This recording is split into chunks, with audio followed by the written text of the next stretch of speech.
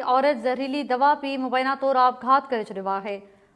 ख़बर ॾियूं पिया सिंधरी मां घरू अणबणत तां ॻोरहारी औरत ज़हरीली दवा पी मुबैना तौर आपघात करे छॾियो। वारसनि ॼाणायो आहे त ॻोरहारी औरत रेशम ॿार समेत सिविल अस्पताल में पुखास में फौत थी आहे।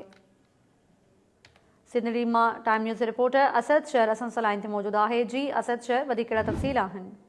जी तारा, मां तव्हांखे ॿुधाईंदो हलां त सिंधड़ी तालुके में औरतूं अदम तहफ़ुज़ जो शिकार आहिनि। अॼु हिकु ॿी औरत जेका श्रीमती रेशम आहे, उन जेको आहे सो मुड़ुस जे तशद्दुद खां तंग अची ज़हरीली जीतमा दवा पी पंहिंजी ज़िंदगीअ जो ॾींहों उजाए छॾियो, जंहिं करे हुन जा जेके ॿ मासूम ॿार आहिनि उहे यतीम थी विया आहिनि।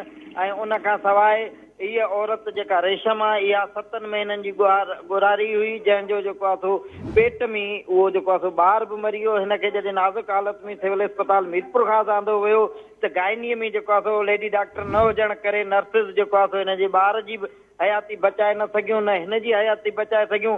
तंहिं करे जेको आहे सो औरत तड़पी तड़पी फौत थी वई, पंहिंजे पेट वारे ॿार समेत। जंहिं खां पोइ जेको आहे सो होॾां DSP सिंधड़ीअ सां राब्तो कयो वियो त उन बि इहो चयो त इहो तशद्दुद वग़ैरह जी जेका असां जांच पोइ कंदासीं, जॾहिं असांखे पोस्टमार्टम रिपोर्ट मिलंदी उन बाद कार्रवाई कई वेंदी। उन खां सवाइ जेको आहे सो औरत जो लाश ज़रूरी कार्रवाई बाद जेको आहे सो वारसनि हवाले कयो वियो आहे। ऐं इहो ई जेको आहे सो औरतुनि जे मरण जो सिलसिलो सिंधड़ी तालुके में जारी आहे। महिरबानी मां जी असद शहर तफ़सील ॾियण लाइ। घरू अणबणत तां ॻोरहारी औरत ज़हरीली दवा पी मुबैना तौर आपघात करे छॾियो आहे। नून लीग